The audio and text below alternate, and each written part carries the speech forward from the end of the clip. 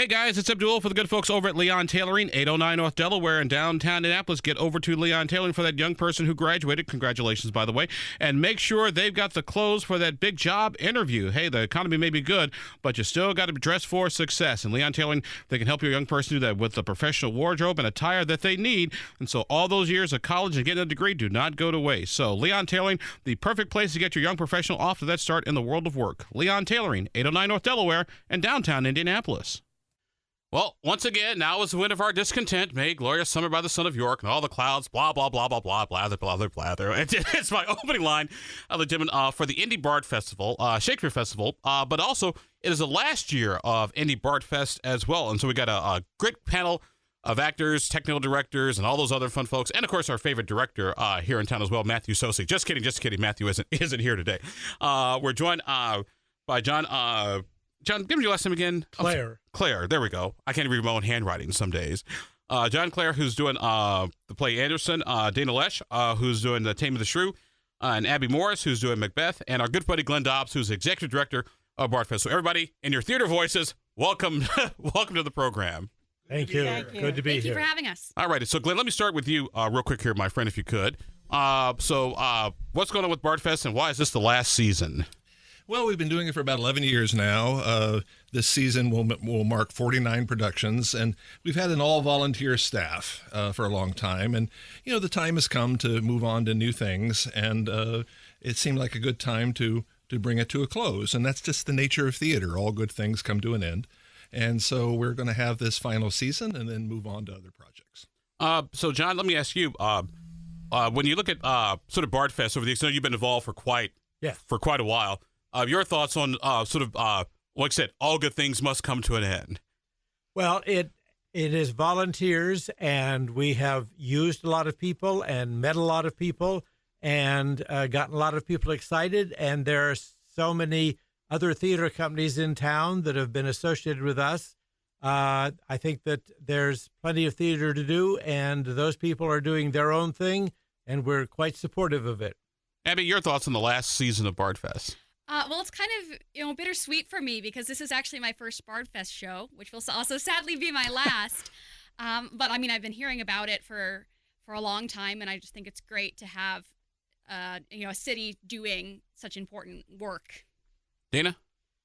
Our theater group, Improbable Fiction Theater Company, has worked in coordination with Indy Bard Fest for several years now and doing a production, and it's been an amazing experience every year. So I'm really going to be sad to see it go. I mean, like you say, there's lots of theater around here. And in fact, I've already heard people saying that they're gonna jump into the Indy Bard Fest space. But I don't know. This is just a great group of people, and I'm going to miss them. So Glenn, what's on deck for the final season for the closing act of Bard Fest? I love all the theater metaphors I can use between now and then. Nice. Well, we have representatives of 3 great shows. Our opening show is the classic Macbeth. And then we have a new thing for Bard Fest. We have an original musical composed by local artists about the life of Hans Christian Andersen. It's called Andersen, A Fairy Tale Life. And it features a giant cast and just a wonderful show. And so we look forward to presenting that. And then we finish at Mud Creek Theater with the classic comedy, Taming of the Shrew. It's always a crowd favorite. And we think that's a good combination to wrap things up with. Why'd you pick those four shows? Those 3 shows? 3 shows, yeah. Well, Bard Fest has always tried to select its season based on what local artists want to do. We usually will reach out to a director and say, what are you passionate about? What would you like to do? And they'll say, I really want to do a naked Julius Caesar. And we say, well, as long as you have togas, we're for you. And we're going to be able to. Is it naked Julius Caesar? Would that be hair? Yeah. Yes, but no singing, lots of stabbing. Then we try to build our season based on what local artists want to try to perform and try to provide support of that. And that's how we've always operated, and that's how we've built such a long resume. And John, I want to say you're the technical director in one of the shows. Yes. Anderson, A Fairy Tale Life. I'm also the lyricist and husband of the director. So I'm deeply involved. And it's a show we picked because Shakespeare tells stories, wonderful stories. And we feel that Anderson is an equal, if shorter, storyteller. Fairy tales are so famous, so well known, and but his life is not. We intended some time ago, my wife got a grant from the Lilly Foundation to do a show about Shakespeare. We traveled to Denmark and told in some schools there the story of James Whitcomb Riley, who wrote in the vernacular, Little Orphaned Annie, that sort of thing. And Anderson was notorious at his time for writing in the vernacular, speaking as people actually spoke. And many people were offended that he dared to write stories for children that were not, all of the purest language and the highest moral thoughts. But one line we have in the play, Anderson was a writer of many things, travelogues, novels, plays, poetry. But one of the lines in the play is, Anderson, your novels have made you famous, but your fairy tales will make you immortal. And that's very much the case. There are reportedly more statues of Anderson throughout the world than anyone but Buddha. And not having counted myself, I don't know, but it seems reasonable. There's a tremendous match of Tivoli, the Danish park in Japan, lots of other Anderson sites, and everybody knows the fairy tales. So we're telling the story of how the fairy tales came to be and what Anderson's life was like. The Ugly Duckling is essentially autobiographical. The ugliest duck in the muddiest pond turning into the most beautiful swan. Story of my life. Yes. And Anderson believed that could be done and started that way when he was a kid and wound up to be one of the richest and certainly most famous people in Denmark in his lifetime, which is unusual for an artist. Abby, let me ask you, obviously you're doing Macbeth, which is, I always thought Macbeth was interesting, particularly because a lot of us have seen the movie, and with it was like actually a film back, I want to say like in the 1980s, I think it was like Roman Polanski who did a version of Macbeth, and I remember seeing it in high school. It's like, wow, this is actually kind of cool, and like I said, it's interesting that these stories, hundreds of years old, still are relevant today. Yeah, I think with Macbeth, kind of really Macbeth's folly, as he says, ambition is my folly. And I think that's a thing that's very, true in this world is, kind of like an Icarus kind of story of reaching too close to the sun. I think that's always very relevant. And then I think Macbeth as a play overall, it's a tragedy, but it's also very fun. You've got the witches and all this like witchy stuff and magic. And then you've got amazing lines like tomorrow when tomorrow creeps in this petty pace. From day to day, yes. So I think, Macbeth is one of the greats, and I think it's honestly underrated. Tis the curse of knowing just enough Shakespeare to be dangerous. Yeah. Which would be great on a game show. You're listening to the weekend edition of Abdul Large here on 93 WIBC. We're talking to some folks from Indy Bard Fest. Indy Bard Fest is a Shakespeare festival. I've been fortunate to be involved with them for the past few years. And this year they're winding down their season. Like I said, all good things must eventually come to an end. And so we got the Glenn Dobbs, John Clare, Dana Lash, Happy Morris, all in studio with us. So we're talking about the story of Bard Fest. Dana, let me ask you, Taming of the Shrew. I remember seeing an old episode of Moonlighting, just to really carbon date myself here, where they actually did like a reenactment of Taming of the Shrew. And I always get the lines wrong if I say it's dark and it's light, but you say it's dark. What's endearing about Taming of the Shrew? Oh God, there's just so much. The characters are great, and the scene you're referring to, yes, is an interesting moment between Catherine and Petruchio, because what I love about Catherine is my favorite character, and I've met in probably of a lot of the Shakespeare shows. She's just so strong and has such a great mind of her own, but she meets this man who's just as strong-willed and just as, I don't know if you can even say more so, but because you can't. Catherine is a force to be reckoned with. But that's one of their conversations while they're traveling from his home to her father's to celebrate. So they're pathing along, and it's middle of the day, bright as anything. The sun is in the sky, and Petruchio tells her it is the moon, and she's looking at him like, "You're crazy. It's the sun." And then she'll say that, and he's like, "No, it's the moon." And if I tell you it's the moon, it's the moon. And so it's like this becomes a conversation, and she's finally like, "Well, yes, if you say it's the moon, I'll say it's the moon." And it's like he really wants her to accept him and his worldview the way he's come to appreciate her. And it's like, but he really wants to be the one who has the say. You will say what I say. And so much so that same scene later on, they run into another character who ends up being tied to the events in Padua, and it's an older gentleman. And they come across him, and he's like, "Oh, what a beautiful fair maiden!" And he's like, "Greet her, Kate, and give her a kiss and a hug, and tell her." And so she's immediately plays into it. She's right up there hugging the girl. "Oh, what a lovely young woman you are! What a lucky man your husband will be." There's just, it's just so much. There's just so much fun and so much to play with, and there's just the characters have just great things they can do with that. I love that you chose that scene. And Glenn, here's a question for you, my friend. It's interesting because when we look at these Shakespeare tales and sort of enduring story moments, I think it's interesting that in Taming of the Shrew, you have Kate, but also you have Lady Macbeth, who is sort of been turned into in today's political world sort of a derogatory term, because if you have a strong female politician, like, oh, she's acting like, because Hillary Clinton got a lot of this. She was like Lady Macbeth in the Clinton White House. What are your thoughts on sort of the role of women in Shakespeare and how it's been sort of applied to today? Well, I think Shakespeare was one of the first to write for very strong women that had their own agency, that had their own agenda that was different than the men, and equally important and equally valid and equally compelling. And Lady Macbeth, like a lot of men, sought power. She sought an ability to achieve a dominion over her particular realm, and she did it in a way that she felt was the right way to do so.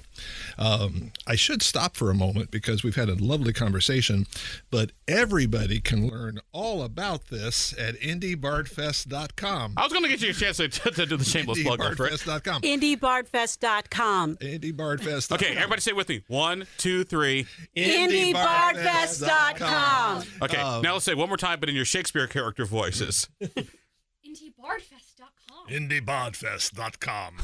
IndyBardFest.com. IndyBardFest.com.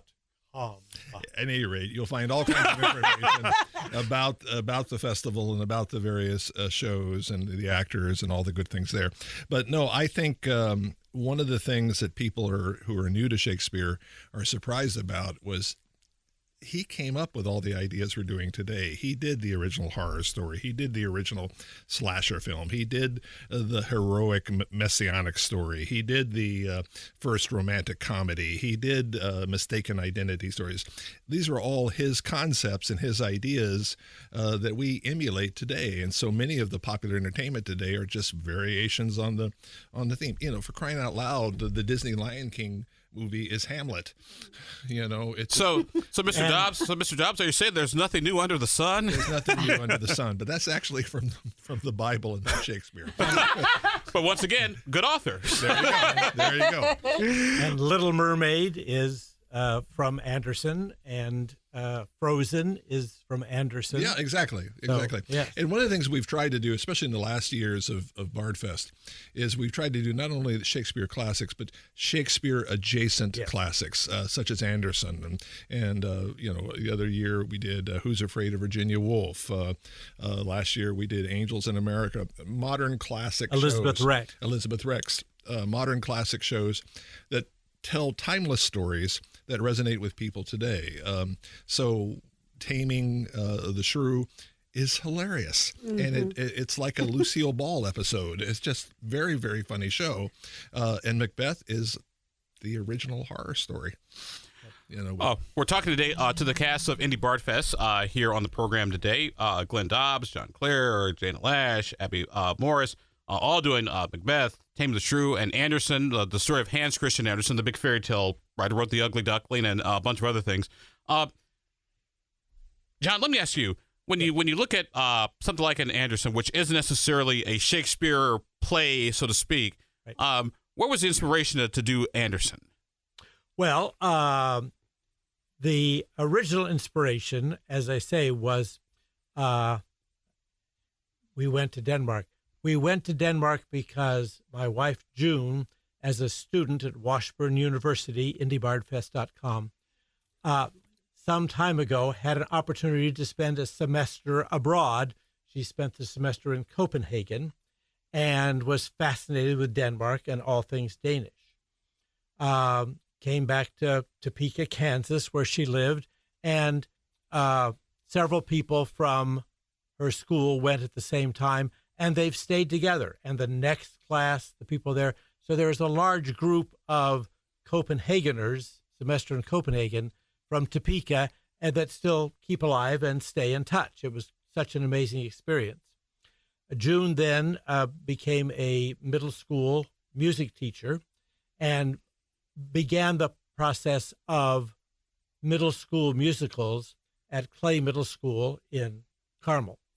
And she got a grant from the Lilly Foundation to do that and began the show. We did several musicals there. It was such a good idea. The other middle schools began doing musicals as well.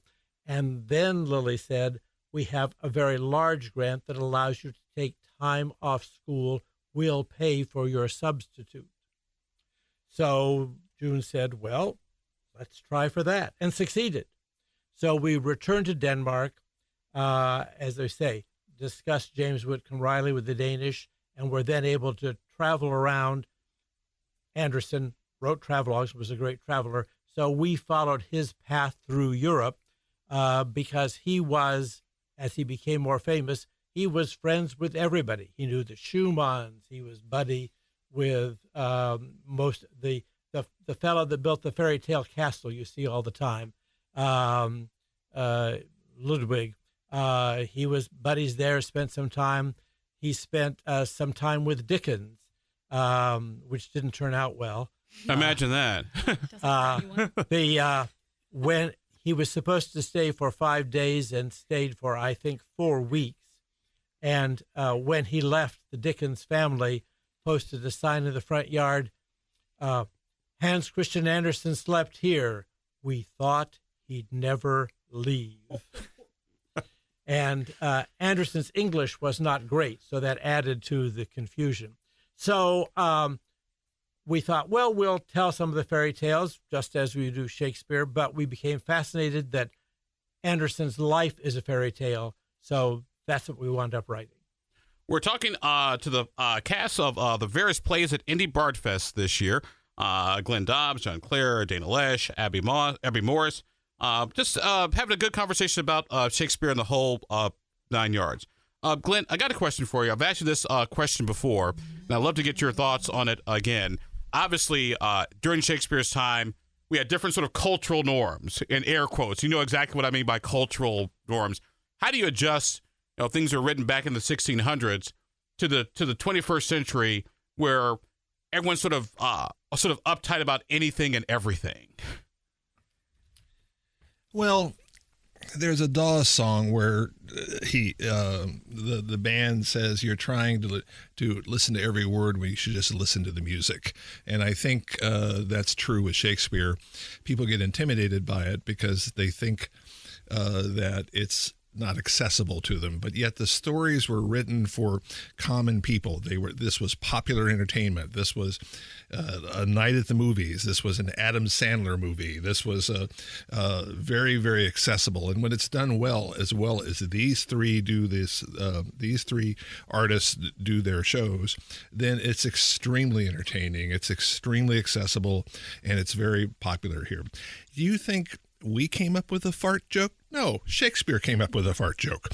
He has more euphemisms for dirty words than you could possibly come up with in your entire life. The famous Shakespeare King Lear speech, blow winds, crack your cheeks. It's a fart joke, and people need to realize that this is accessible, it's fun, and you don't have to understand every word the actor is saying, but you will understand the story. And that's what's so fun about it, because it's so timeless. I remember when I was in high school in AP English class, we were reading the play. I don't think it was like Oedipus Rex we were reading. And there was a line in there that let him push his plow elsewhere. And I kind of started laughing. And my friend was like, "Dude, you got the joke." I was like, yes, I did. 'Cause I guess deep down inside, although I'm a 17-year-old African-American male, I'm deep down inside a 80-year-old white male. So apparently I get the joke. I understand. Dan, let me ask you this question here. What about, like I said, some of the misogynistic, lines in Shakespeare and the way women sort of treat it? How do you adjust that? Or is it like, hey, folks, it's just a play? There's so much. Close to the microphone. So many lines in this show where people are putting down Catherine and a fiend of hell. And it's like, who would want to marry themselves to it and be tied to hell every day? And it's like, there is a lot of that. But I mean, kind of how we've talked about how Catherine has been perceived in her small town of Padua is that her sister Bianca has always been the golden child. She's been her family's favorite, and now Bianca's now is everybody in the whole town's favorite. And even so Catherine, she grew up with that, being the one who's cast aside, being the less favorites. And if you're going to be treated that way from a child on, you're going to react.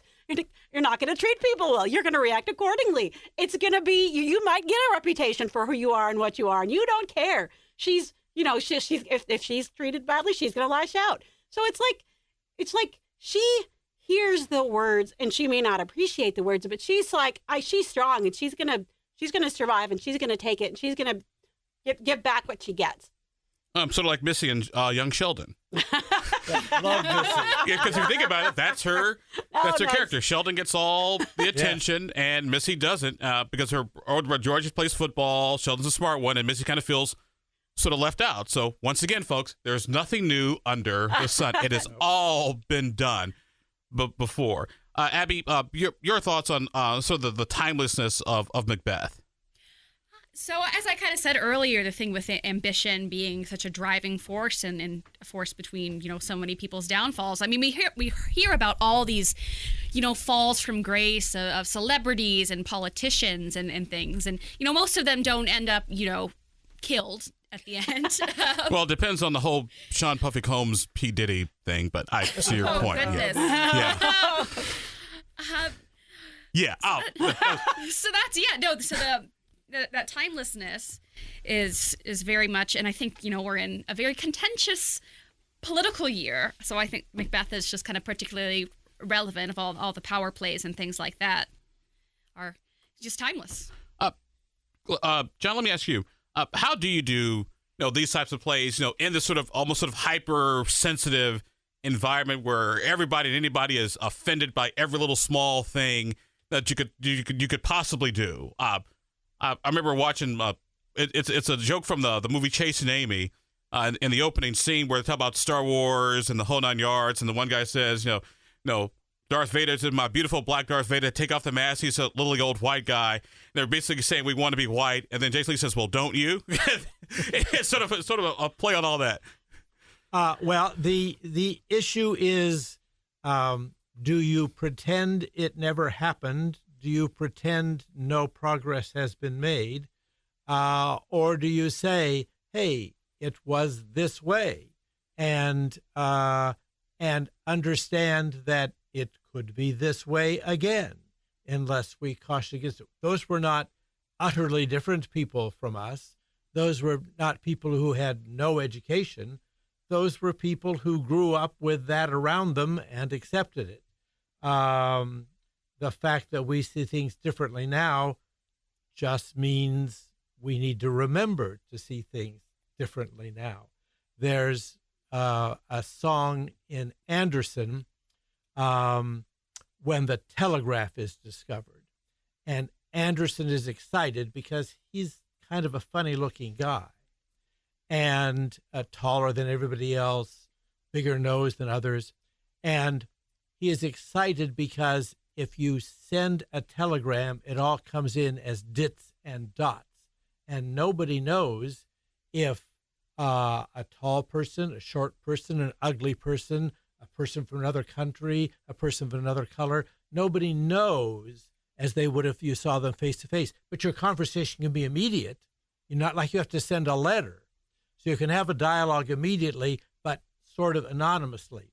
And in the song, there's a little bit of Anderson believing, oh boy, anonymity will make everybody happy and work well together. And of course, everyone in the audience goes, he doesn't know the internet's coming. I'm about to say, that's like a very early 16th century internet reference here. And it indeed is intended to be that.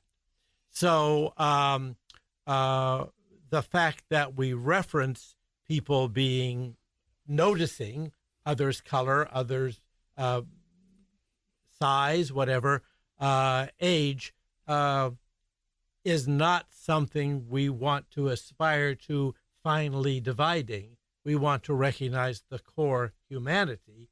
And again, that was part of Anderson's purpose, to say, everybody's like, don't judge me because I was taller than anybody else in Denmark. Judge me by what I write. It's like I tell people, don't hate me for the color of my skin, my religious beliefs, whatever. Get to know me, get to realize the person who I really am, and you'll find there are so many more substantive reasons to hate my guts and the fact that I breathe your air. Like I said, why hate somebody for a superficial reason when there's so much more deeper reasons to dislike your fellow human being?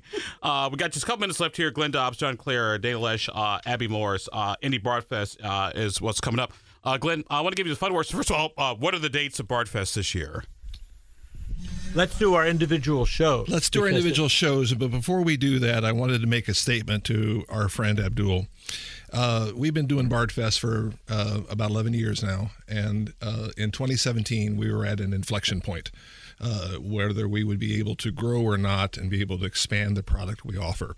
Along into our festival came you, Abdul, and your support and your generosity and your enthusiasm lifted us up and allowed us to expand to new shows, new opportunities, and new horizons. And we cannot end this interview without saying thank you, thank you, thank you. Thank you. We very much appreciate what you have done. Hey.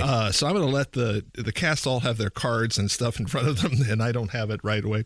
So they're going to tell you the dates of the shows. But again, you can go to IndyBardFest.com. IndyBardFest.com. IndyBardFest.com. Or you can go to IndyBardFest.com and you'll be able to find the dates to all of these shows. But Abdul, again, thank you, my friend, for being so important to us. All right. Well, my friends, like I said, now it's the wind of our discontent, and all good things must come to an end. I want to thank you all very much for being part of the program today. Like I said, love you guys at Indy Bardfest. Even with my health scare we had a while back, it's like, not sure I was going to be able to do this, but this man did it anyway. So, God bless. Thank you all very much. Nothing but the best luck going forward with Indy Bardfest. Thank you all. Thank you. IndyBardFest.com.